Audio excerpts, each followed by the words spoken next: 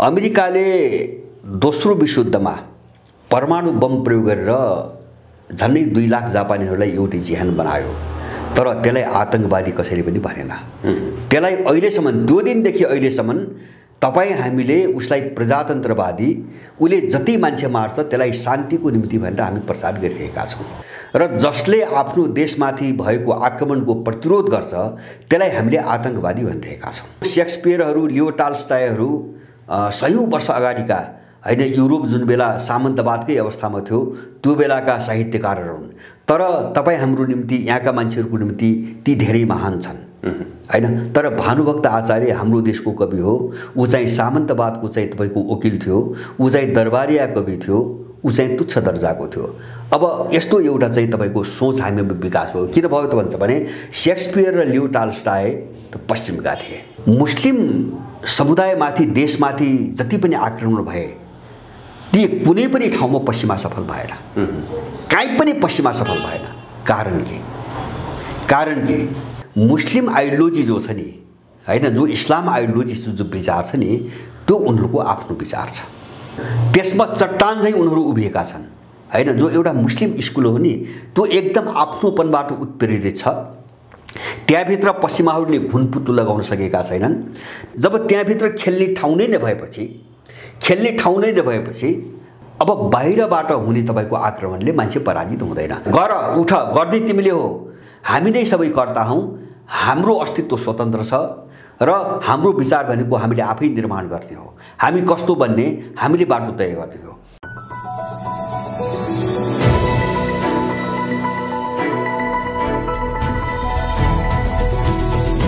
हिमाल online TV 62-63 को दोस्रो जनआन्दोलन, गणतन्त्रको स्थापना र 72 मा संविधान जारी भइसकेपछि देश एउटा स्थायी शान्तितर्फ गयो, देशले निकास पायो, देश विकास निर्माणको बाटोमा गयो। अथवा नेपालमा विशेष गरी 2007 सालपछि जे जति समस्या देखिएका थिए अथवा जे जति समस्या छ भनेर भनिएको थियो ती सबै समस्याको समाधान हुन्छ भनेर भनियो।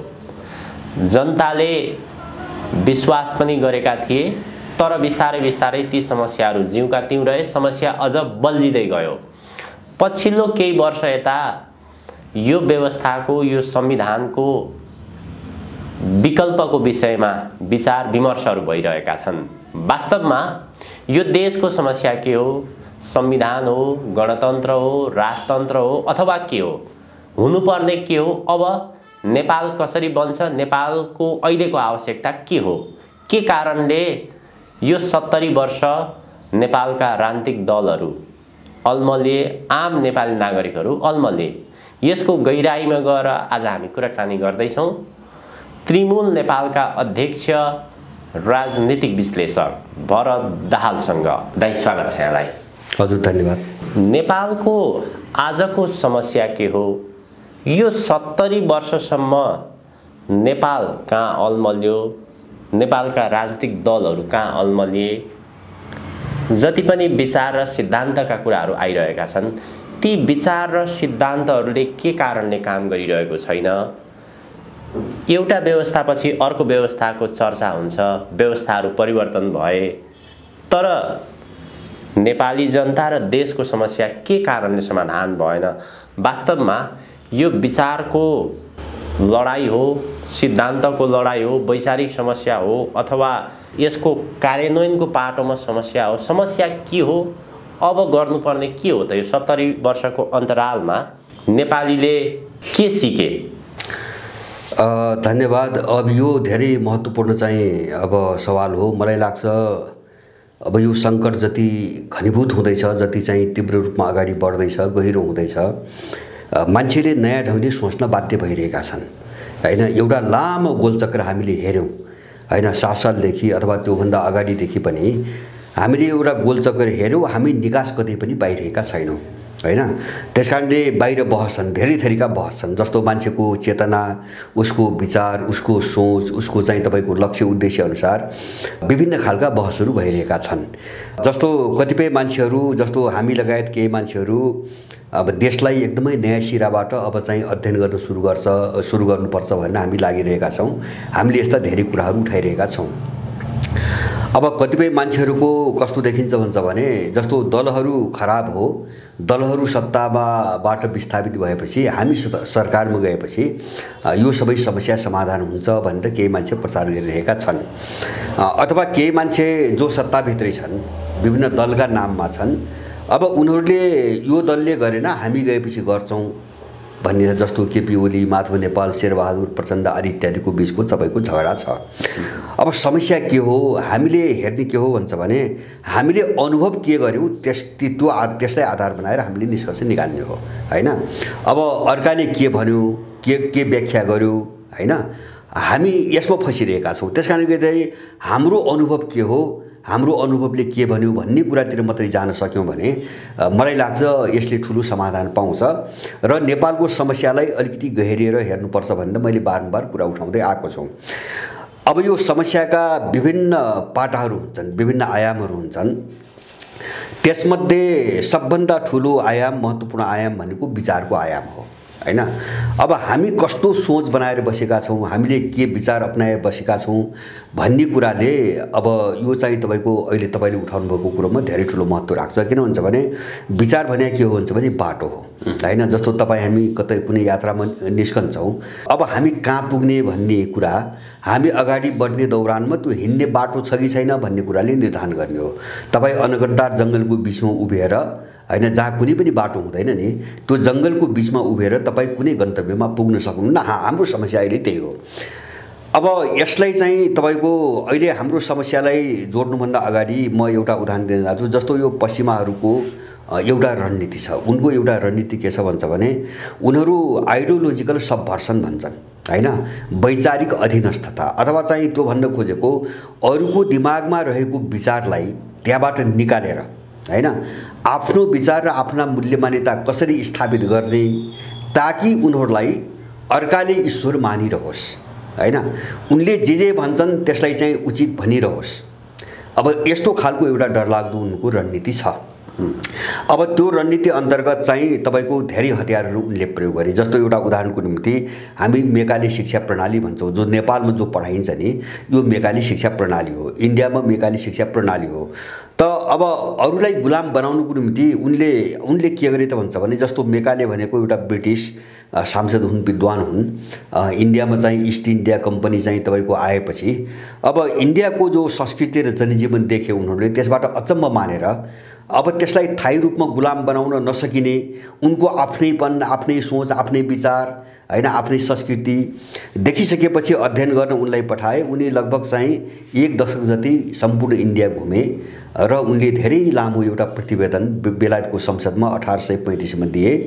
त्यसमा उनले चाहिँ इन्डियाको त्यो बेलाको भारतको रहनसहन, जीवन पद्धति, विचार, मान्छेको जीवन, सारा चिजको धेरै वर्णन गरे हैन, अनौठो मानेर वर्णन गरे र उनले अन्तिममा एउटा सुझाव के दिए, सार कुरो भन्छ भने हामी बल प्रयोग गरेर अर्को कुनै पनि तरिकाबाट हामी इन्डियालाई गुलाम बनाउन सक्दैनौँ, त्यसको निम्ति एउटै मात्र उपाय हुन सक्छ भनेर उनले आफ्नो सुझाव के राखे भन्छ भने अब इन्डियाका मान्छेहरूको दिमागमा पहिले हाम्रोपन भर्नु पर्यो।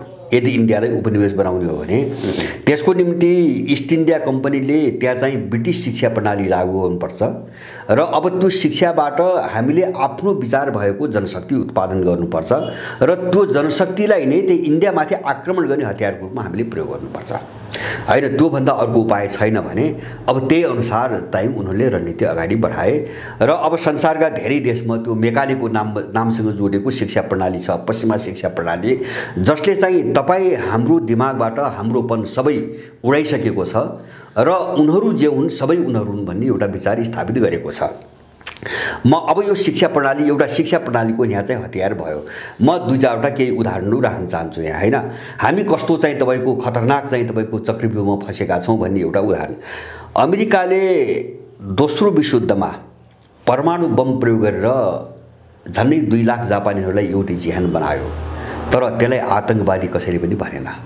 त्यसलाई अहिलेसम्म, त्यो दिनदेखि अहिलेसम्म तपाईँ हामीले उसलाई प्रजातन्त्रवादी, उसले जति मान्छे मार्छ त्यसलाई शान्तिको निम्ति भनेर हामी प्रचार गरिरहेका छौँ।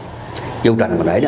उसले मान्छे मार्नु तपाईँको शान्तिको निम्ति हो, उसले कसैमाथि कहीँ कुनै देशमा आक्रमण गर्नु चाहिँ प्रजातन्त्रको निम्ति हो होइन। हाम्रो दिमाग यस्तो बनेको छ। अब उनीहरूले पश्चिमाहरूले अहिले पनि विश्वका धेरै देशहरू, अमेरिका, अफ्रिका, के अरे ल्याटिन अमेरिका, अफ्रिका, एसिया धेरै देशहरूमा आक्रमण गरिरहेका छन् र जो आक्रमणकारी हुन् उनलाई हामीले मानव अधिकारवादी भनिरहेका छौँ होइन। जसले दिनौँ दर्जनौँ मान्छे मारिरहेको छ, निहत्ता निरपराध मान्छे मारिरहेको छ, उसलाई हामीले चाहिँ मानव अधिकारवादी भनिरहेका छौँ बडो गर्वका साथ। र जसले आफ्नो देशमाथि भएको आक्रमणको प्रतिरोध गर्छ त्यसलाई हामीले आतंकवादी भनिरहेका छौँ होइन। जस्तो अफगानिस्तान, इराक, अब तपाईँको लिबिया, सिरियादेखि लिएर संसारका थुप्रै देशहरू यस्ता छन्। अब अर्को म तपाईँहरूलाई एउटा उदाहरण दिन्छु। जस्तो हामी प्रजातन्त्र भन्छौँ, प्रजातन्त्र भनिरहेका छौँ, जस्तो उनको मूल व्याख्या के हो यो प्रजातन्त्रको भन्छ भने दल खोल्ने, भोट माग्ने र सरकारमा जाने, बस प्रजातन्त्रको व्याख्या यति छ। अब यो व्याख्याभित्र किन भन्छ भने त्यहाँ चाहिँ कुनै देश पनि छैन, यो व्याख्याभित्र राष्ट्र पनि छैन, त्यो राष्ट्रको नागरिक पनि छैन, विकास पनि छैन होइन। तर यो प्रजातन्त्र हो। प्रजातन्त्र किन हो भन्छ भने यो पश्चिमा उत्पत्ति हो होइन। हामीले बोकेका विचार त पश्चिमा विचार हो। त्यसकारणले पश्चिमा विचारले दल खोल्ने, भोट माग्ने र सरकारमा जाने कुरा गर, त्यहाँभित्र देश र त्यो देशको नागरिकको कुरा नगर, विकासको कुरा नगर भन्छ। हामी त्यही मानेर बसिरहेका छौँ होइन। अब कति लाजमर्दो स्थिति छ भन्छ भने अब यिनी दलालहरूको यो तमासा दिनदिनीको हामीले हेरिरहेका छौँ नेपालमा।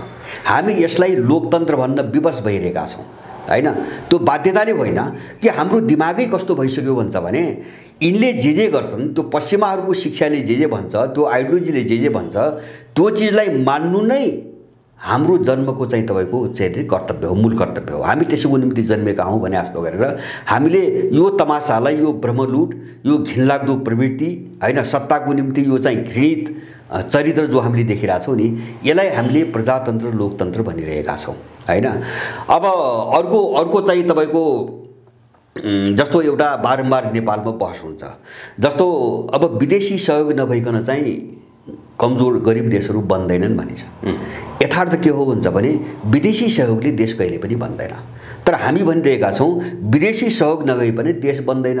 हामी किन भनिरहेका छौँ भन्छ भने पैसा विदेशीसँग छ, त्यो पश्चिमासँग छ, उसले लगानी गर्यो भने देश चलाउँछ होइन। उसले त शर्तमा लगानी गर्ने हो। अब त्यो शर्तबाट हामीलाई चलाउँछ। त्यसकारणले उसले हामीलाई के पढायो भन्छ भने विदेशी सहयोग नभइकन देश बन्दैन भन्ने पढायो होइन। देश चाहिँ बनाउन हामी लाग्नुपर्छ, हामी उठ्नुपर्छ भन्ने चेत हामीसँग भएन होइन। उनले यस्तो पढाइरहेछन्। अब त्यस्तै गरेर चाहिँ तपाईँको अब जस्तो अहिलेको बहस छ नेपालमा के भयो, जस्तो दलहरूको विरोध गर्ने क्रममा एक थरी मानिस के भनिरहेका छन् भन्छ भने व्यवस्था खराब हुँदैन, व्यवस्था चाहिँ तपाईँको गलत छैन, शासन गर्ने व्यक्तिहरू गलत हुन् होइन। अब उनीहरूले त्यो पश्चिमा जो थट छ नि आइडियोलोजी, त्यसलाई चाहिँ यथावत राख्नुको निम्ति हर सम्भव षड्यन्त्र गरिरहेका छन्, जसले बाहिर देखावटी रूपमा दलको त विरोध गरिरहेको छ होइन। तर दललाई जुन चिजले यस्तो बनाइरहेको छ होइन, त्यो जगलाई बचाउन कोसिस गरिरहेको छ होइन। अब तपाईँको व्यवस्था प्रणाली र चाहिँ तपाईँको मान्छे भने छुट्टै चिज त होइन होइन। व्यवस्था राम्रो मान्छे नराम्रो भने के भनेपछि त्यो व्यवस्था भनेको त त्यही मान्छे हो। जब चाहिँ तपाईँको व्यवस्थै ठिक छैन भने मान्छे ठिक हुँदैन, मान्छे ठिक छैन भने व्यवस्था ठिक हुँदैन। किन अब त्यो उनको चाहिँ तपाईँको विचारसँग जोडिएको कुरा भयो होइन। त्यो पश्चिमा थट कसरी लाद्ने भन्ने जो चाहिँ त्यो उनको षड्यन्त्र हो नि, अब यो षड्यन्त्रबाट चाहिँ तपाईँको हामी नराम्रो शिकार भएका छौँ। जस्तो यो शिक्षा प्रणालीले अब जस्तो अहिलेको जेनेरेसनलाई कस्तो बनायो भन्छ भने उसले के भन्छ सबै चिज पश्चिममा छ, उसको दिमाग त्यस्तो भरियो होइन। किन आफ्नोपन गुम्यो, त्यहाँ आफ्नो सोच गुम्यो, आफ्नो विचार गुम्यो। जस्तो सबै चिज पश्चिममा छ, धन पनि पश्चिममा छ, सुख पनि पश्चिममा छ होइन, सन्तुष्टि पनि पश्चिममा छ। अनि अहिले त्यो शिक्षाले त्यो पढाइरहेछ। उसले नेपाल पढाउँदैन, उसले के पढाउँछ भन्छ भने जस्तो सेक्सपियरहरू, लियो टाल्स्टायहरू 100औं वर्ष अगाडिका होइन, युरोप जुन बेला सामन्तवादकै अवस्थामा थियो त्यो बेलाका साहित्यकारहरू हुन्। तर तपाईँ हाम्रो निम्ति, यहाँका मान्छेहरूको निम्ति ती धेरै महान छन् होइन। तर भानुभक्त आचार्य हाम्रो देशको कवि हो, ऊ चाहिँ सामन्तवादको चाहिँ तपाईँको वकिल थियो, ऊ चाहिँ दरबारिया कवि थियो, ऊ चाहिँ तुच्छ दर्जाको थियो। अब यस्तो एउटा चाहिँ तपाईँको सोच हामीमा विकास भयो। किन भयो त भन्छ भने शेक्सपियर र लियो टॉल्स्टॉय त पश्चिमका थिए हैन, हामी त्यो थटपट्टि रहेका छौँ। उनी पश्चिमका थिए त्यसकारण श्रेष्ठ भए हैन। अब त्यही खालको रचना गर्ने भानुभक्त चाहिँ हाम्रो निम्ति चाहिँ तपाईँको अत्यन्तै हेयको दृष्टिकोणले हेरिने भयो। किन ऊ नेपालको थियो, किन यो थटले त नेपाल पढाइरहेको छैन, यो शिक्षा प्रणालीले त नेपाल पढाइरहेको छैन, हाम्रो देश हाम्रो जनजीवन हामीले त पढाएको छैन, यसले त युरोप पढाउँछ, अमेरिका पढाउँछ। त्यसकारणले हाम्रो दिमाग पुरै वास गरिदिए उनीहरूले हैन। अब यस्ता समस्याहरू हामीले धेरै चाहिँ तपाईँको झेलिरहेका छौँ हैन। जस्तो एउटा के भन्छ भने विदेशीले पश्चिमाहरूले अपराधी ग्याङ, सबै देशमा अपराधी ग्याङ चलाउँछ हैन। अनि त्यो अपराधीहरूको बचाउको निम्ति उसले एउटा नारा ल्याएको छ मानव अधिकार।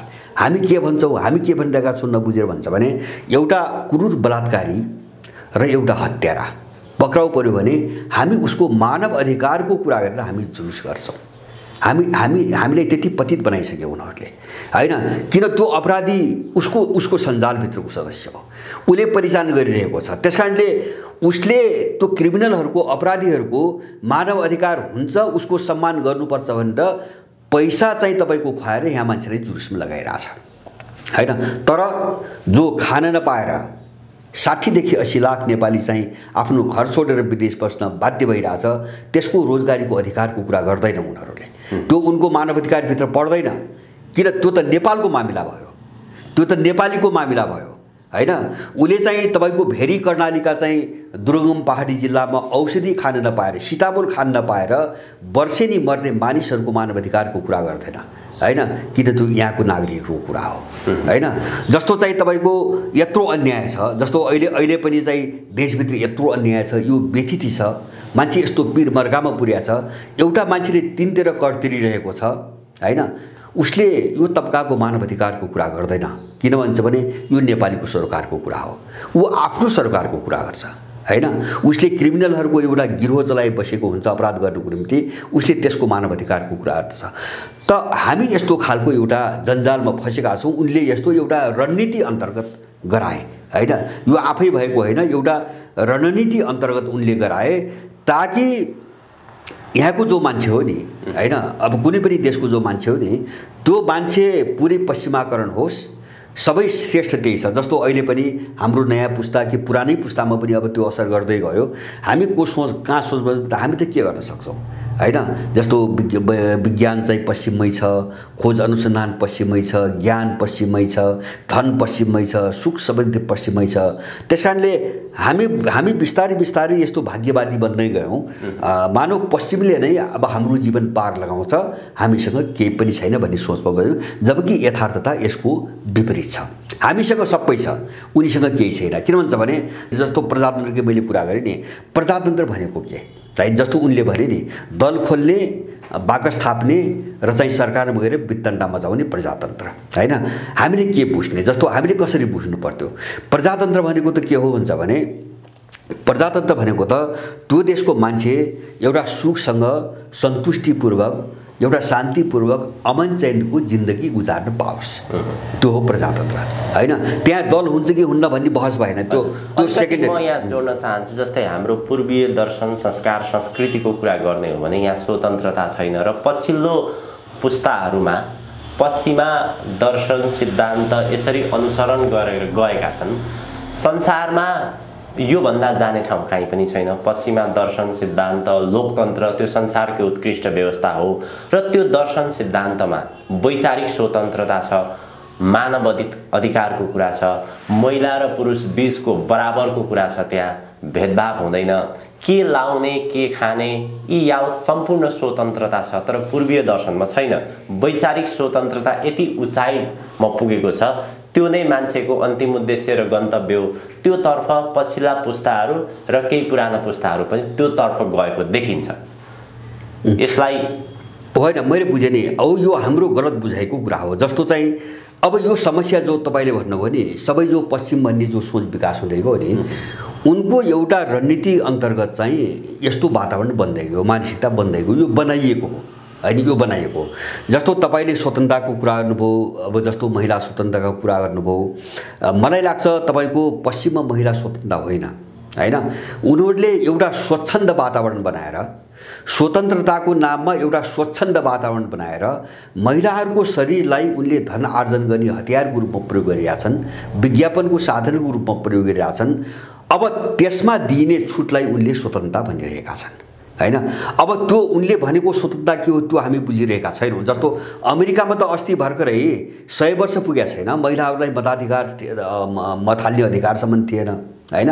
अहिले पनि त्यहाँ चाहिँ तपाईको दासहरू छन्, जस्तो कालाहरूलाई पुरै दास बनाइएको छ हैन। अहिले पनि युरोपका जुन देशले हाम्रो देशमा हैन जस्तो लैङ्गिक स्वतन्त्रता महिला अधिकारको नाममा पैसा लगानी गरिरहेछ नि, त्यो देशमा अहिले पनि चाहिँ तपाईको मान्छेहरूलाई आफ्नो चाहिँ तपाईको काम गर्ने अधिकार छैन। म एउटा उदाहरण दिउँ मैले त्यही भएर हामीले हाम्रो दिमाग कसरी वास गरे हामीले त्यहाँ ध्यान दिनु जरुरी छ हैन। फ्रान्सले अलि अस्ति भर्खरै मुस्लिम महिलाहरूलाई चाहिँ बुर्का लगाउन र दाढी पाल्न चाहिँ प्रतिबन्ध लगायो हैन।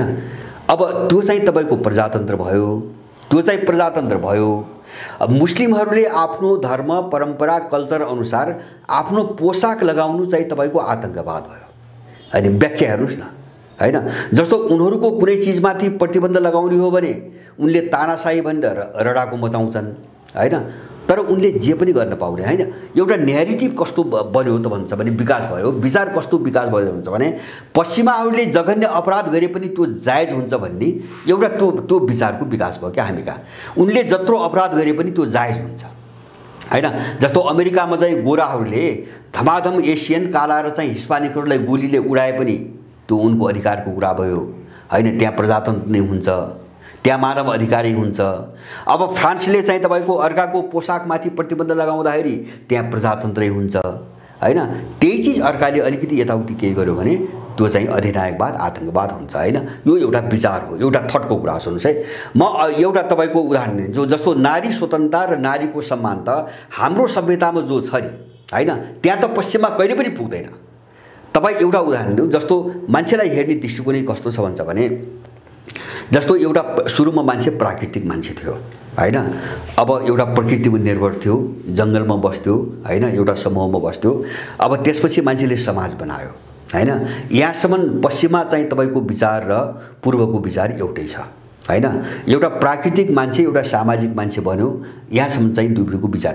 तर अब पश्चिम मान्छेलाई हेर्ने दृष्टिकोण पश्चिमा र हाम्रो दृष्टिकोण फरक के हो त भन्छ भने उनीहरू चाहिँ सामाजिक मान्छेमा सीमित भएर बसे हैन, अथवा एउटा भौतिक मान्छेको परिकल्पनामा सीमित भएर बसे। पूर्व सभ्यता त्योभन्दा माथि चढेर आध्यात्मिक मान्छेको परिकल्पना गर्यो। त्यो भनेको के, मान्छेको नैतिकता, कर्तव्य, इमानदारिता हैन, अथवा अब सबैप्रतिको जवाबदेहिता हैन, एकअर्काप्रतिको जवाबदेहिता।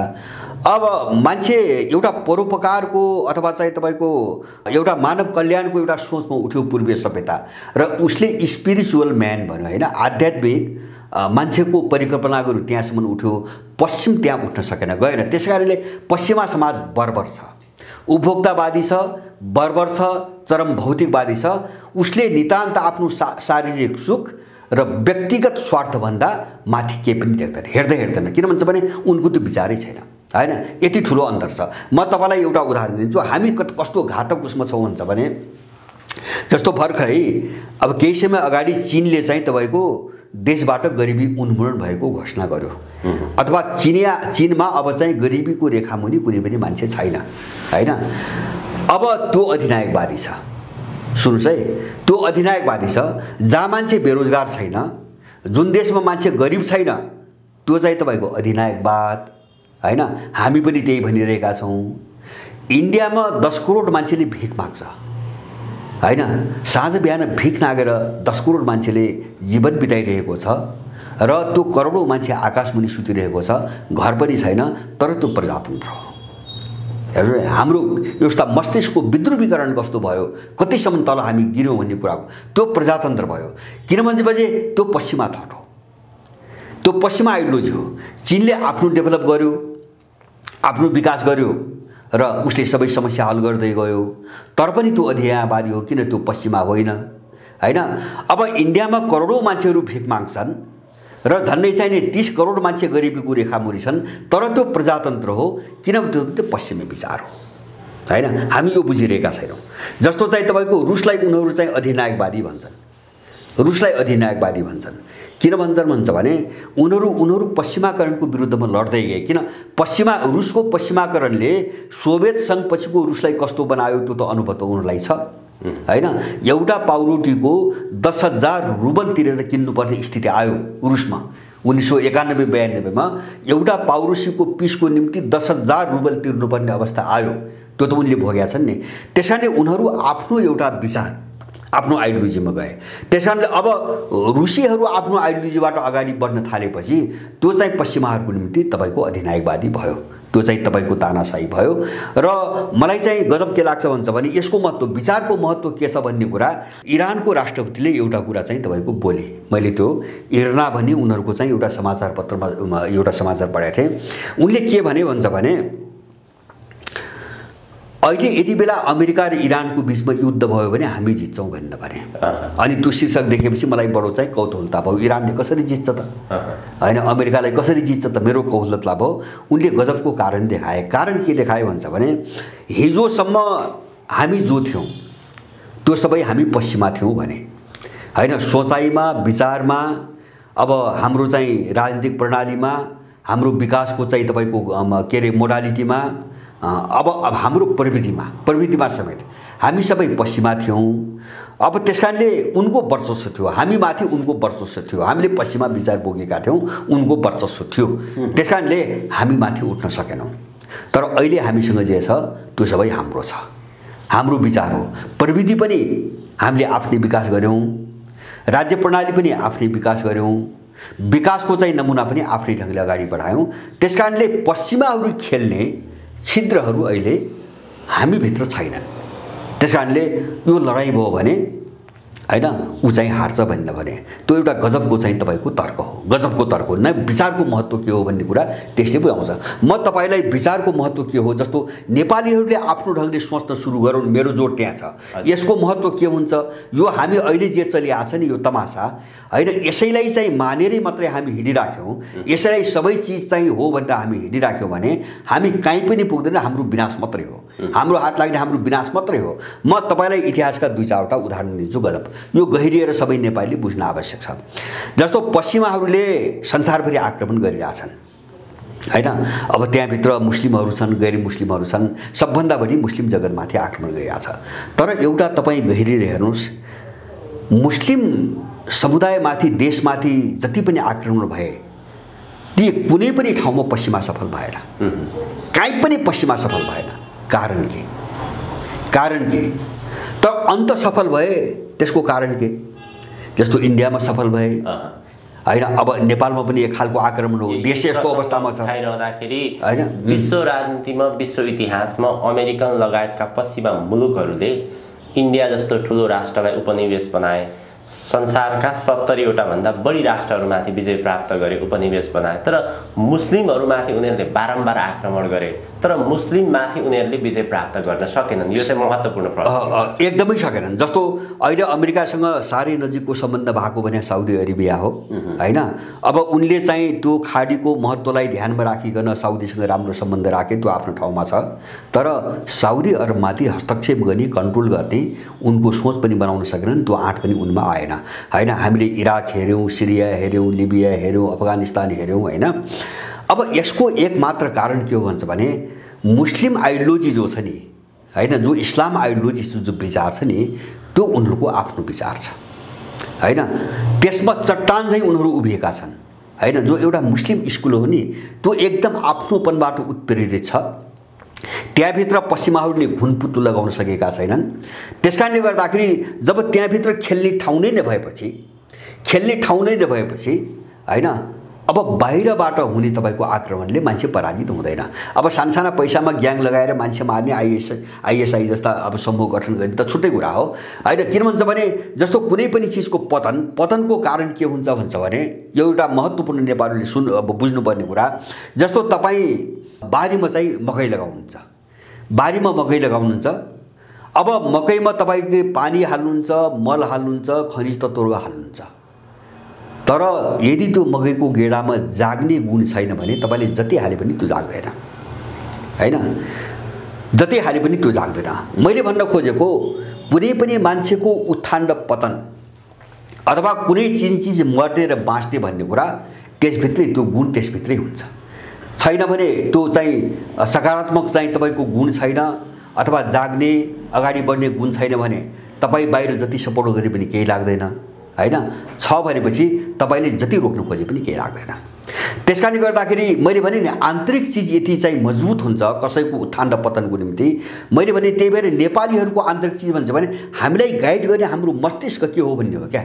महत्त्वपूर्ण कुरो हामीलाई गाइड गर्ने अगाडि बढाउने हाम्रो दिमाग के हो त्यो कस्तो छ भन्ने कुराले नै हाम्रो पतन हुने कि हाम्रो उत्थान हुने भन्ने कुराको निर्णय गर्छ। त्यो अर्काले गरिदिनु होइन।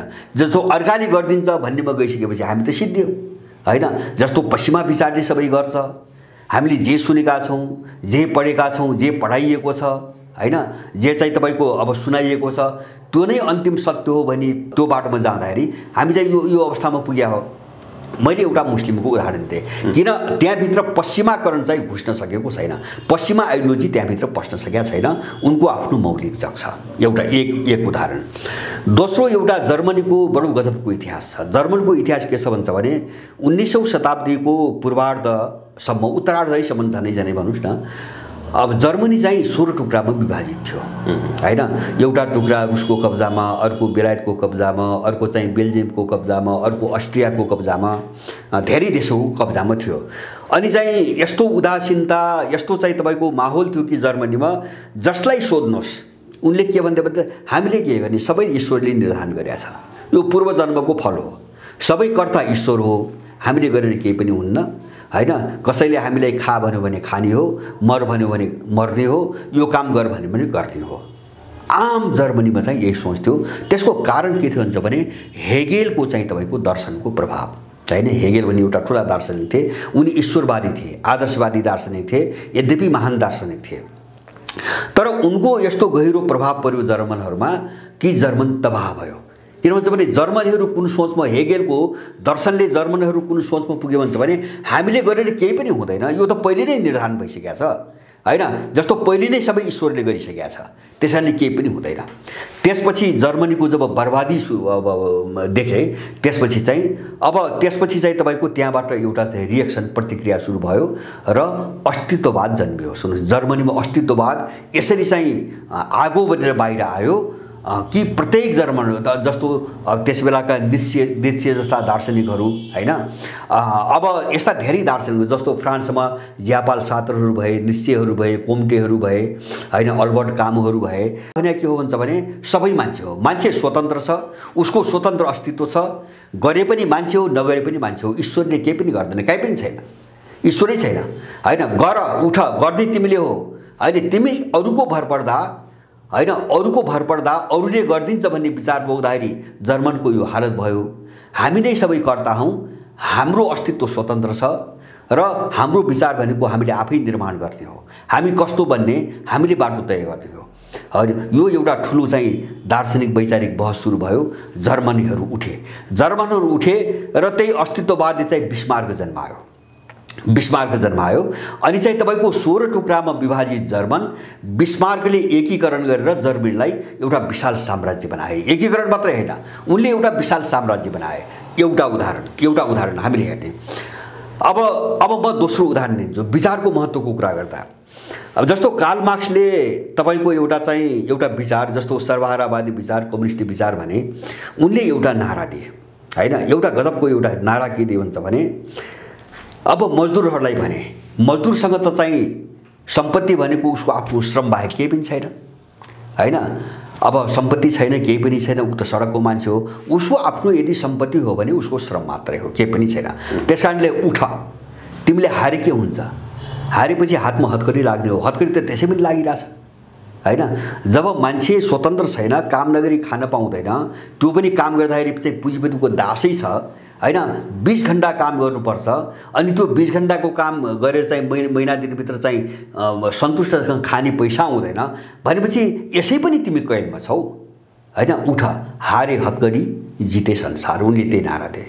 हारे, यो लडाइँमा हारे, हत्दै भए हतकडी लाग्ने हो, त्योभन्दा बढी हाम्रो केही पनि जाँदैन हतकडी लाग्ने हो। जिते संसार जितिन्छ, राज्य जितिन्छ। त्यसले चाहिँ संसारभरि चाहिँ आगो बन्यो हैन। मजदुरहरूमा त तपाईको आगो बन्यो र मार्क्सको त्यो नाराले के गर्यो, त्यो विचारले के गर्यो भन्छ भने त्यो एउटा विचार हो मैले भन्नु खोजेको। त्यसले एउटा यस्तो ऊर्जा दियो कि संसारको यो मानव समाज जो हजारौं वर्षदेखि चल्दै आएको थियो त्यसलाई चाहिँ अब कहिल्यै पनि नजुट्ने गरी दुई फ्याकमा चाहिँ तपाईको विभाजित गर्थ्यो। मलाई लाग्छ यो मानव समाज रहेसम्म त्यो मार्क्सको त्यो विचारको असर मेटिँदैन। किन भन्छ भने समाज वर्गमा विभाजित छ, एउटा वर्गले अत्याचार गरिरहेछ, अर्को वर्ग पिसिएको छ। यो अवस्था रहेसम्म मार्क्सको त्यो विचार र त्यो फिलोसफी अब मर्दैन हैन। उनको एउटा मामुली खालको देखिने, हेर्दाखेरि हक अधिकारको निम्ति भनेर मात्रै देखिने एउटा विचारले सिङ्गो मानव समाजलाई दुई कित्तामा विभाजित गरिदियो र अहिले त्यही विचारको त्यसैको मेयोको वरिपरि संसार चाहिँ लडिरहेको छ। यद्यपि नाम रूप फेरिए होलान्, परिवर्तन भयो होलान् आदि इत्यादि आफ्नो ठाउँमा छ, तर यो समाज रहेसम्म, विभाजित समाज, वर्ग विभाजित समाज रहेसम्म हैन, यो लडाईँ पनि अन्त्य हुँदैन र आफ्नो चाहिँ लडाईँमा अगाडि बढ्नुपर्छ। अब एउटा ठुलो चाहिँ शक्ति निर्माण गरिदियो त्यो विचारले। त हामी कहाँ के हो भन्छ भने हामी कहाँ यो मैले भने नि के अरे चाहिँ आइडियोलोजिकल सबभर्सन भन्छन् उनीहरू, वैचारिक चाहिँ अधीनस्थ हैन, अधीनस्थता, वैचारिक अधीनस्थता। यसले हामीलाई के गर्यो परिणाम है, म परिणामतिर जान्छु। अब यसले के गर्यो भन्छ भने हामीमा आत्मविश्वास गुमायो हैन। हामीले आफूलाई विश्वास गर्ने ठुलो समस्या हाम्रो यही हो नेपालीहरूको। जस्तो मैले भने नि हामीले यस्तो विचार बोक्यौँ कि उनीहरूले जे भनिरहेका छन् त्यो नै सत्य हो। हामी जे देखिरहेका छौँ यो घिनलाग्दो दृश्य प्रजातन्त्र हो हैन। अब देशको चाहिँ तपाईको बजेटभन्दा वैदेशिक व्यापार चाहिँ बढी भइसक्यो, विदेशी ऋण बढी भइसक्यो, त्यो विकास हो हैन। आर्थिक विकासको चाहिँ मोडेल त्यही हो, हामी त्यही भनिरहेका छौँ। जबकि प्रति व्यक्ति टाउकामा चाहिँ 60,000 रुपियाँ पुगिसक्यो र यहाँको बजेटभन्दा चाहिँ तपाईको 2 गुणा, आन्तरिक राजस्वभन्दा 2 गुणा चाहिँ तपाईको झन्नै वैदेशिक व्यापार घाटा भइसक्यो। अरू विदेशी ऋण कति छ, हामी त्यो विकास भनिरहेछौँ, त्यसलाई पनि विकास भनिरहेछौँ हैन। अब त्यसपछि मैले भने नि विदेशीहरूले यत्रो अत्याचार गरिरहेछन् हैन, उनका सबै कामलाई हामीले कहिले मानवाधिकार भन्छौँ, कहिले शान्ति भन्छौँ, कहिले प्रजातन्त्र भन्छौँ। अब हामी यस्तो ठाउँमा किन पुग्यौँ त भन्छ भने हामीले आत्मविश्वास गुमायौँ हैन। आत्मविश्वास गुमायौँ। आत्मविश्वास गुमाउने भनेको आफ्नोपनबाट चाहिँ च्युत हुनु, आफ्नो ढङ्गले सोच्न बन्द गर्नु। अब हाम्रो दिमागले काम गरिरहेको छैन यति बेला हाम्रो दिमागले काम गरिरहेको छैन। नेपालको समस्या त्यही हो। मैले बारम्बार भन्दै आएको छु नि, जस्तो कतिपय मान्छेहरू भन्छन् सरकार बदलेर हुन्छ भन्छन्, केही पनि हुँदैन। यथास्थितिमा सबै चिज यथावत राखेर सरकार मात्रै बदलेर केही पनि हुँदैन भन्ने कुरा त हामीले 70 वर्षदेखि हेर्दै आएको छौँ। त हाम्रो अगाडि यत्रो अनुभव छ, 70 वर्षको अनुभव हाम्रै अगाडि छ। हामीले यो अनुभवलाई आधार मान्ने कि पश्चिमाहरूले गरेको प्रचारलाई आधार मान्ने, हाम्रो समस्या त्यहाँ हो। त्यसकारणले गर्दाखेरि होइन, हाम्रो अनुभवलाई, हामीले प्राप्त गरेको ज्ञानलाई हैन, हाम्रा अनुभूतिहरूलाई आधार मान्ने हो भने त हामी त आफ्नो सोचमा जानु पर्यो। अब आफ्नो सोचमा जानु पर्यो। जस्तो उनको हतियार समातिकन उनीसँग लड्न सकिँदैन हैन। अथवा जुन तत्त्वले यो सङ्कटमा देश ल्यायो, दलहरू भन्नुहोस्, निमित्त कारण दलहरू छन्, यिनी निमित्त कारण मात्रै हो, मूल कारण होइन हैन। अब हामीमा समस्या कहाँ छ भन्छ भने हामी कारणमा गइरहेका छैनौँ, हामी इमोसनमा मात्रै बसिरहेका छौँ। हेर्नुहोस्, इमोसन मात्रै भयो भने त्यसले कारण बुझ्न दिँदैन। जस्तै इमोसन भनेको उत्तेजना बाहिर, जस्तो हामीसँग आवेग छ, जस्तो यस्तो अत्याचार छ नि नेपालमा, एउटा आवेग त छ नि हामीसँग, रिस छ, क्रोध छ, यिनले बर्बाद पारे भने आक्रोश छ, तर हामी केही गर्न सकिरहेका छैनौँ। किन केही सकिरहेका छैनौँ भन्छ भने हामीले यसको कारणै बुझिरहेका छैनौँ। प्रणाली खराब हो, त्यो प्रणालीमा बस्ने मानिसहरू खराब हो भन्ने जान्दै पनि हामीले केही गर्न सकिरहेका हो। उत्तेजना मैले भने हामीले जो विचार बोक्यौँ नि, मैले सबै उदाहरण दिएँ नि, सबै क्षेत्रमा हामीले जो विचार बोकिरहेका छौँ, सोच बोकिरहेका छौँ, समस्या त्यहाँबाट आछ, कारण त्यो हो भने हामी बुझिरहेका छैनौँ हैन। हामीले त्यो जो मूल कारण हो त्यसको बाइ प्रोडक्ट, त्यसले पनि निकालेको अर्को एउटा खराब चिज परिणाम भनौँ न, जस्तो दल र सिस्टम, प्रजातन्त्र भनौँ न, संसदीय प्रजातन्त्र संसारको उत्कृष्ट प्रजातन्त्र हो। उत्कृष्ट किन हो? त्यो पश्चिमको उत्पत्ति हो, त्यसकारण उत्कृष्ट हो हैन। हाम्रो भएको भए के हुन्थ्यो, तानाशाही हुन्थ्यो। जस्तो म एउटा उदाहरण दिन्छु, पञ्चायत हामीले बहस गर्ने यहाँ हो। तुलना गर्दा यो संसदीय प्रजातन्त्रभन्दा त पञ्चायत त उच्च कोटिको थियो। सबै कोणबाट, तपाईँको राष्ट्रियताको कोणबाट, विकासको कोणबाट, मानिसको अमन चयन, एउटा शान्तिपूर्ण जिन्दगीको कोणबाट। खालि त्यहाँ नभएको के हुन्छ भने दलहरूले मन पनि गर्न पाएन, कुरो त्यति मात्रै हो। पञ्चायतलाई गाली गर्नुको कारण त राजनीतिक दलीय स्वतन्त्रता थिएन, दलमाथि प्रतिबन्ध थियो, त्यति नै हो। अर्को कुन कुरामा यिनले प्रश्न उठाउन सक्छन्? पञ्चायत त सबै कुरामा उत्कृष्ट छ हैन। जस्तो यहाँ बहस हुन्छ नि, गणतन्त्र राष्ट्र संस्था बहस भइरहेछ अहिले हैन। अब यो बहस कुन कोणबाट भइरहेछ भने जस्तो उनीहरूले भन्छन् विदेशी दलालहरू राजा फ्याँके यहाँ। अब उनले गणतन्त्र उत्कृष्ट किन भनिरहेछन्? नेपालको सन्दर्भमा है, म सिद्धान्तमा गएको छैन। नेपालको सन्दर्भमा गणतन्त्र उत्कृष्ट किन भइरहेका छन् भन्छ भने त्यो त उनले ल्याएको हो, उनको मान्छे छ, उसले आफ्नो काम गराइरहेछ। त्यस कारणले यो परिवेश रहेसम्म त यही उत्कृष्ट छ। किन राजाले यो काम गर्न दिएको थिएन, यस्तो मन पनि गर्न दिएको छैन। त्यही कारण राष्ट्र संस्था प्रतिगामी हो हैन। उनको चाहिँ कोण त्यहाँबाट आछ। जस्तो पृथ्वीनारायण शाह चाहिँ तपाईँको गोर्खा साम्राज्य विस्तार गरे हो हैन। जस्तो एनजिओहरूले पश्चिमा थटबाट चलेका र उनको पैसाबाट चलेका मान्छेहरू भन्छ नि, यो त गोर्खा साम्राज्यको विस्तार हो, कहाँ नेपालको एकीकरण हो हैन। यहाँ त चाहिँ सयौँ राज्यहरू थिए। उनीहरूले त्यो सारा रिस पृथ्वीनारायण शाहमाथि पोखिरहेका छन्। किन भन्छ भने पृथ्वीनारायण शाहले नेपाल पुनः एकीकरण गरेको हो, उनलाई त्यहाँ रिस छ हैन। अब उनले नेपालभित्र उनीहरूले खेल्न सकेनन्, पृथ्वीनारायण शाहको कारणले नेपालमा उनले खेल्न सकेनन्। त्यो थट, त्यो विचार यिनले यहाँ चाहिँ तपाईँको लादे, हामी त्यही बोकेर हिँड्यौँ। मैले भने नि, हामी त्यही बोकेर हिँड्यौँ। त्यस कारणले समस्या हाम्रो दिमागको हो, हामीले बुझ्नु यो जरुरी छ। समस्या हाम्रो दिमागको समस्या हो। जबसम्म यो जहरलाई हामी मिल्गाउन सक्दैनौँ, मैले भने नि, यस्तो घृणित, यस्तो नीच व्यवस्था हैन, यस्तो भद्दा मजाक, यस्तो अपराध, खुलेआम यस्तो अपराध, यसलाई पनि हामी प्रजातन्त्र भन्छौँ भने हाम्रो मृत्यु भइसकेको छ। हामी मान्छे होइनौँ, हामीले यो कुरा बुझ्न एकदमै जरुरी छ।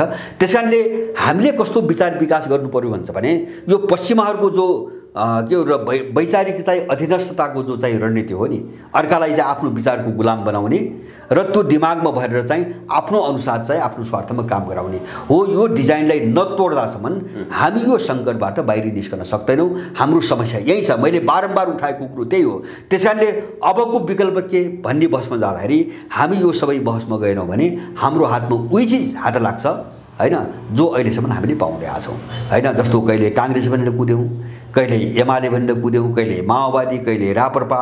विचार त उही पश्चिमा विचार थियो, स्कुलिङ त त्यही थियो, कन्सेप्ट त तिनै थिए पार्टीको नाम मात्र फरक हो, त्यहाँ नाम मात्रै फरक हो अहिले। विचार उहिरह्यो भन्नुहोस् न। जस्तो मैले भने नि, अब संसदीय प्रणाली चाहिँ यस कारणले उत्कृष्ट प्रजातन्त्र किन यो बेलायती उत्पत्ति हो, नेपालको होइन। त्यसकारणले म यथार्थ कुरा राख्न चाहन्छु। जस्तै अहिले अधिकांश नेपालीहरूले नेपालमा वास्तविक समस्या के हो, नेपाल कहाँनिर फसिरहेको छ र नेपालको आफ्नो सिद्धान्त, संस्कार, संस्कृति यी सम्पूर्ण गुमेको कारणले गर्दा, पश्चिमा दर्शन सिद्धान्त यहाँ लागू भएको कारणले गर्दा हामी गुलाम भइरहेका छौँ भन्ने कुरा उनीहरूले त बुझेका छन्।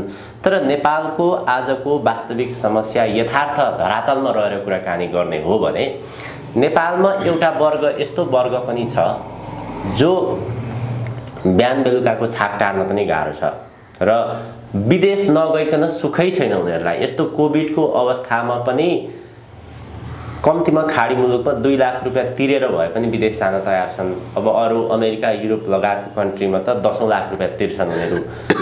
एउटा त्यो बाध्यतामा फँसेका छन्। त्यो बाध्यताबाट कसरी बाहिर निस्किने र नेपालको राज्य प्रणालीको विकास निर्माणको कुरा गर्ने हो भने नेपालमा विदेशी शक्ति बिना, विदेशी पुँजी बिना नेपालमा विकास निर्माणको काम सम्भव पनि छैन। त्यस्तो अवस्था यथार्थ सबै कुरो थाहा छ, कहाँ फँसेको भन्ने विषय पनि थाहा छ।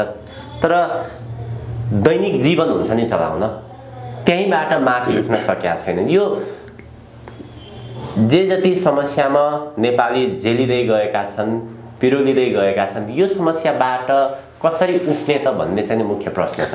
एउटा सुन्नुहोस्, तपाईँले भनेको महत्त्वपूर्ण प्रश्न हो। जस्तो नेपालीले सोच्नुपर्ने के हो भन्छ भने जो विदेशमा जो गए नि, यसलाई हामीले दुईटा पाटाबाट हेर्नुपर्छ। एउटा चाहिँ अब नेपालको भू राजनीतिभित्र जो विदेशीहरूको एउटा चाहिँ तपाईँको रणनीति अगाडि बढ्यो, त्यो रणनीति अन्तर्गत नेपालबाट नेपालीहरूलाई निष्कासित गर्ने र अब देशभित्र उनीहरूले जे गर्ने योजना बनाएको थिए नि त्यसको प्रतिरोध गर्ने जनशक्ति देशभित्र बस्न नदिने एउटा डिजाइनबाट यिनीहरूले अर्थतन्त्र चौपट पारे, बेरोजगारी बढाए र अब कामै नपाइकन एउटा तबका विदेश जानु परिरहेको छ हैन, एउटा परिवेश। दोस्रो हामीले अर्को हेर्नुपर्ने चिज के हुन्छ भने सबै मान्छे त्यसरी नै विदेश गएका छैनन्। जस्तो हामीले थुप्रै यस्ता ठाउँहरू देखेका छौँ जहाँ चाहिँ तपाईँको उसको अलिकति जमिन छ हैन, काम गर्न सकिन्छ। अब मोटामोटी रूपमा राम्रोसँग श्रम गर्यो भने साँझ बिहान गुजारा चल्छ, त्यो मान्छे पनि विदेश गइरहेको छ, देशमा बसिरहेको छैन। माने श्रमप्रतिको विश्वास टुट्यो, श्रमप्रतिको तपाईँको आस्था टुट्यो, अथवा चाहिँ तपाईँको जिन्दगी भनेको अब बाहिरै जाने हो भन्ने एउटा सोच पलायो हो। त्यो एउटा सुनियोजित वैचारिक आक्रमणबाट भइरहेको छ।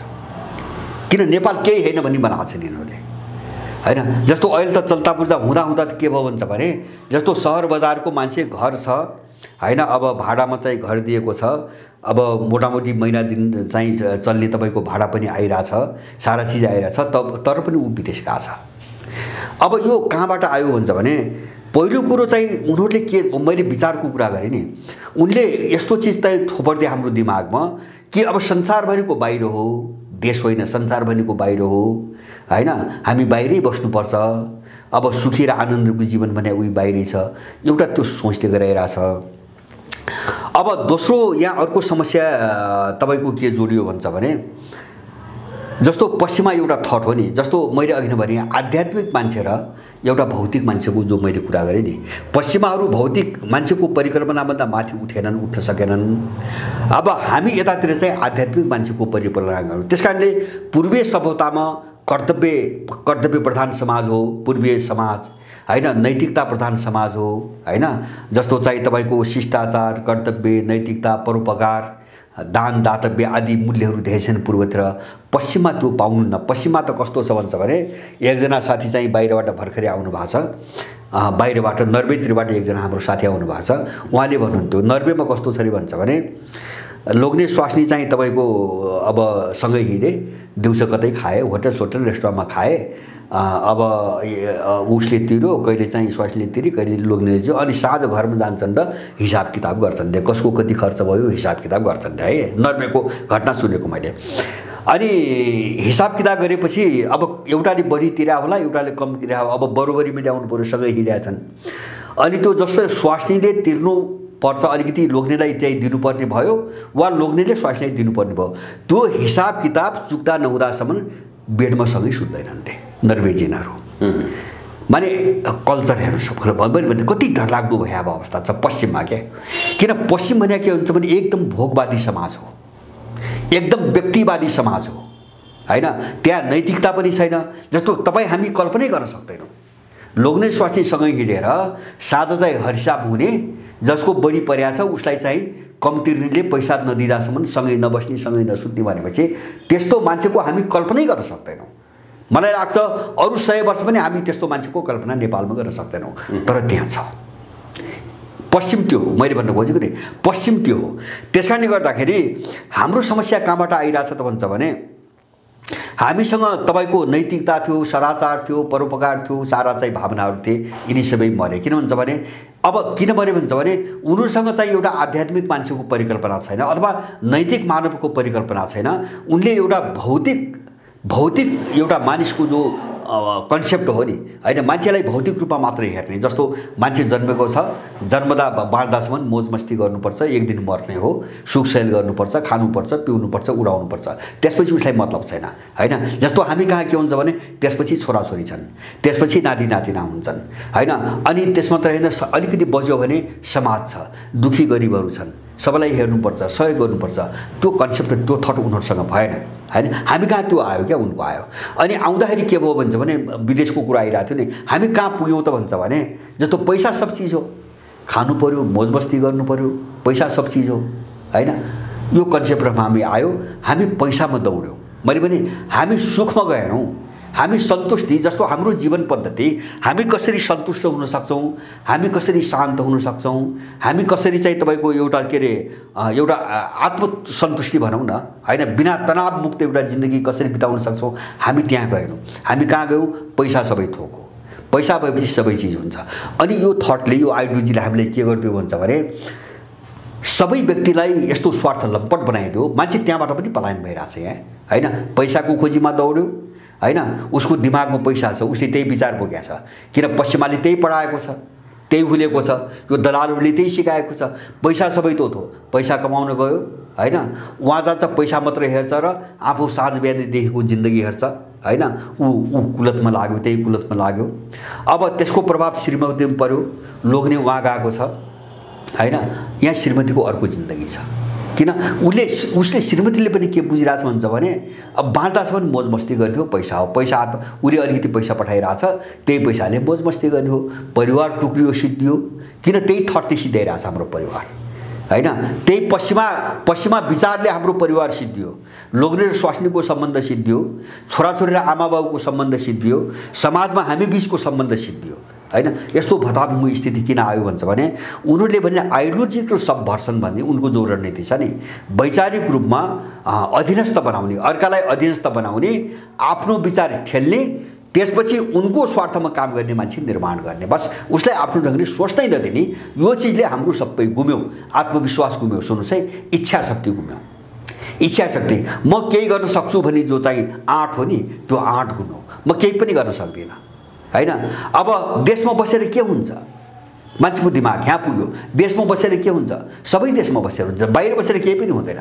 बाहिर त नरकको जिन्दगी हो, एउटा कमारुको जिन्दगी हो। उसले श्रम बेच्दासम्म चाहिँ खान पाएको छ, जुन दिन श्रम बेच्न सक्दैन त्यो दिन त्यही मर्छ। तर यहाँ मर्दैन, यहाँ समाज छ, यहाँ नातेदार छ, यहाँ छिमेकी छ, यहाँ मानवता छ होइन। त्यो मान्छे मर्दैन, यहाँ भोकले यहाँ मर्दैन। माने यो सबै चिज हामीसँग जो गुम्यो नि, वो यसबाट मुक्त हुन जरुरी छ पहिले, र आफूमा आत्मविश्वास। नभए अहिलेको सबभन्दा ठुलो समस्या, मैले बारम्बार तपाईसँग पनि मैले पोहोर भनेको थिएँ, विदेशीहरूको रणनीति छ। एउटा रणनीति छ भने जस्तो मानवीय रणनीति हो, त्यो नेपालमा त्यो प्रयोग गरिरहेका छन्। मान्छेलाई अलगावमा पार्ने, पहिले अलगावमा पार्ने होइन, एउटा विचार आफ्नो ठेस्ने होइन, गलत विचार चाहिँ तपाईँको भर्ने दिमागमा, मान्छेलाई अलगावमा पार्ने। अलगावमा भनेको के, जस्तो अहिले हामीले वैदेशिक रोजगार भन्छौँ नि, परिवारबाट अलग मान्छे, समाजबाट अलग, देशबाट अलग। अब सबैबाट अलगिएको मान्छे पनि निराशा आउँछ, किन एक्लै हुन्छ होइन। अब यसो दुःख पर्का तनाव भएको बेला कुरा गर्ने मान्छे हुँदैन होइन। दिनभरि मेसिनमा काम गरेको छ, साँझ गएर सुत्ने हो होइन। अब पीडा पोख्ने मान्छे छैन, ठाउँ छैन, कोही हेरिदिने मान्छे हुँदैन आदि इत्यादि। ऊ अलगावमा पर्यो भने उसमा फ्रस्ट्रेसन पैदा हुन्छ। दोस्रो चरण, पहिलो चरण उस मान्छेलाई अलगावमा पार्ने, अलगावमा पारेर दोस्रो चरणमा मान्छेलाई फ्रस्ट्रेट बनाउने, निराशा पैदा गर्ने। अनि अब त्यो मान्छे निराश हुँदै गयो भने उसको दिमागमा एउटा भ्याकुम खडा हुन्छ, एउटा शून्यता खडा हुन्छ, रिक्तता। अनि उसले अन्धकार केही पनि सोच्न सक्दैन होइन। जिन्दगी त के पनि छैन जिन्दगी हो। अनि उसको भ्याकुममा चाहिँ उसको जहर भर्ने, उनको जहर भर्ने होइन। त्यो मान्छेलाई सिद्ध्याउनुको निम्ति एउटा ठुलो चाहिँ विस्फोटक बमको रूपमा प्रयोग गर्नुको निम्ति उनले जे भर्ने हो त्यो खाली ठाउँमा त्यो भर्ने र त्यसलाई चाहिँ विभिन्न अपराधमा प्रयोग गर्ने, विस्फोट गर्ने। अब यो रणनीति नेपालमा चाहिँ एकदम योजनाबद्ध रूपमा लागू भइरहेछ। मैले बारम्बार भनेको छु, वैदेशिक रोजगारीको रणनीतिको एउटा अंश यो पनि हो होइन। एउटा मानवीय पक्षबाट हेर्दाखेरि मानिसलाई, यहाँको मानिसलाई कस्तो बनाउने भन्ने जो रणनीति हो नि, मैले भने वैदेशिक रोजगारसित दुई तीनवटा कुरा जोडिएका छन् होइन। त्यो थटसँग त्यो मैले विचारकै कुरा गर्छु, मैले त्यहाँ जोडिरहेको छु होइन। एउटा चाहिँ मान्छेलाई चाहिँ तपाईँको उसको दिमाग खाली गरेर कसरी आफ्नो मिसनमा प्रयोग गर्ने होइन, आफ्नो विचार गरेर कसरी प्रयोग गर्ने। दोस्रो चाहिँ यहाँका मान्छेहरूलाई देशबाट निकालेर नागरिकता ऐन मार्फत सबै विदेशी भर्ने र विदेशीको फौज बनाएर स्वतन्त्र तिब्बतको निम्ति लड्ने एउटा चाहिँ आधार तयार पार्ने होइन। हामीले प्रजातन्त्र भनेको यो देशको मान्छेको, एउटा प्रजातन्त्र भनेको देशको सार्वभौमिकता, हाम्रो भौगोलिक अखण्डता र यो देशमा बसेको नागरिकको सुख शान्ति सन्तुष्टि अमन चैन र एउटा समृद्ध जीवन हो भन्ने ठाउँमा हामी किन गइरहेका छैनौँ। त्यसको निम्ति दलै चाहिन्छ, मेरो बहस त्यहाँ हो। त्यसको निम्ति दलै चाहिन्छ। अब यी प्राप्त गर्न सक्छन् भने हामीलाई दल नभए पनि भयो, घुमाउरो हिसाबले हेर्ने हो भने चाहिँ दोस्रो विश्वयुद्धपछि अमेरिका लगायतका पश्चिमा मुलुकहरूले युद्ध लडेर जति राष्ट्रहरूलाई उपनिवेश बनाए त्यो उपनिवेश बनाउन सके, तर त्यसपछिको उनीहरूको रणनीति बदल्यो। जस्तै जीवन के हो, सभ्यता के हो, संस्कृति के हो, यी सबै कुरालाई ब्रेन वासको मार्फत उनीहरूले चाहिँ नि दिमागलाई भुट्दिए। जीवन भनेको एउटा सामान्य जन्मिनु, त्यसपछि रमाइलो गर्नु, मोज मस्ती गर्नु, राष्ट्र के हो, सभ्यता के हो, संस्कृति के हो, मानवता के हो, यी जम्मै कुरामा उनीहरूले ब्रेन वास गर्दिए। ब्रेन वास गरे हो। जस्तो आइडियोलोजी उनको भरे सुन्नुहोस् है, म उदाहरण दिन्छु। जस्तो लैङ्गिक स्वतन्त्रता भने के, जस्तो हामी कहाँ बुझे अब के आयो भन्छ भने महिलाहरू स्वच्छन्द हुन पाउने, उनले स्वतन्त्रलाई त्यहाँ लगेर गाँच्दै। हेर्नुहोस् है, हाम्रो विचार त्यसरी स्थापित हुँदैछ। लैङ्गिक समानता भनेको महिलाहरूलाई स्वच्छन्द बनाइदिने अथवा बजारको वस्तुमा परिणत गरिदिने, त्यो स्वतन्त्रता हैन। जस्तो अहिले हामी कहाँ कहिलेकाहीँ बहस हुन्छ नि, कतिपय यस्ता आइमाई पनि छन् यस्ता कुराहरू उठाउने, उनलाई जे मन लाग्छ त्यो गर्न पाउनु नै लैङ्गिक समानता हो भन्ने मान्छे पनि यहाँ चाहिँ निस्किरहेछन् हैन। अब स्वतन्त्रता भनेर हामीले कहाँ पुर्याइदिए त्यो स्वतन्त्रता हो। अब महिलाहरूमाथि जो उत्पीडन छ यसको अन्त्य हुनुपर्छ, तर त्यसको अर्थ त बेग्लै छ हैन। तर उनले हामीले कहाँ पुर्याएका छन् त्यो भनेको स्वच्छन्दता हो। अब आइमाईले जे चाह्यो त्यो गर्न पाउनुपर्छ, जे चाह्यो त्यो गर्न पाउनुपर्छ। जस्तो एउटा उदाहरण भन्नु। अब दोस्रो म तपाईलाई उदाहरण दिन्छु। राज्यले सार्वजनिक चाहिँ तपाईको क्षेत्रमा लगानी गर्न हुँदैन। जस्तो अहिले यो फ्री मार्केट इकोनोमीको एउटा सिद्धान्त, खुला बजार अर्थतन्त्रको नवोदारवादको सिद्धान्त हैन, जो हाम्रो दिमागमा भरिएको छ। राज्यले सार्वजनिक हितको निम्ति लगानी गर्न हुँदैन। जस्तो कृषिमा फन्डामेन्टल विकासका आधारभूत चिजमा लगानी गर्न हुँदैन। त्यही भएर नेपालमा बजेट बनाउँदाखेरि 16-17 खर्ब बजेटमा तपाईको कृषि भनेर चाहिँ कृषि भनेर छुट्याएको 2% मात्रै छ। यत्रो बजेटमा 98% छ। किन? हाम्रो देशको विकास भनेकै कृषिको विकास हो, अरू केही पनि छैन। कृषि, जलस्रोत हैन, अब फलफुल जडीबुटी, वन जङ्गल हामीसँग भएको यही त हो नि। यहाँ चाहिँ बजेटै छैन।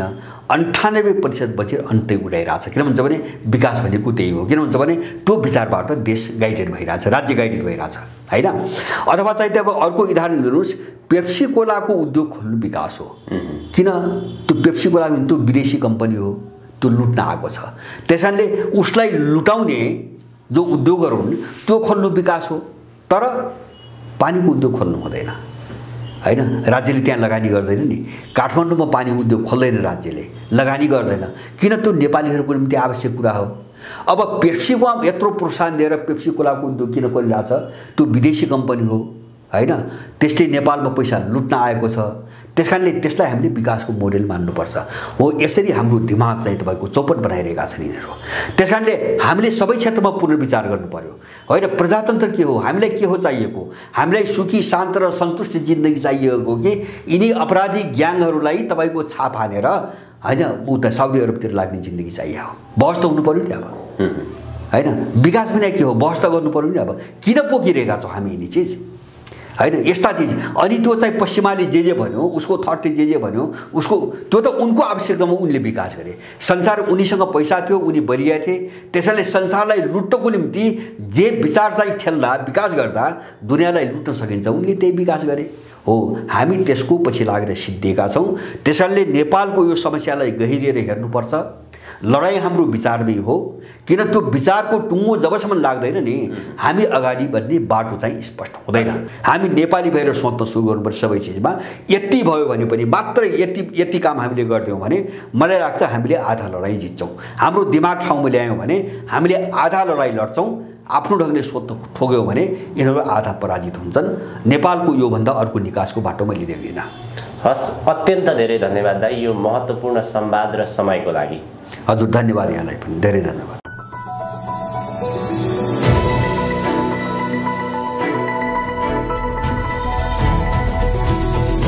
हिमाल अनलाइन टिभी।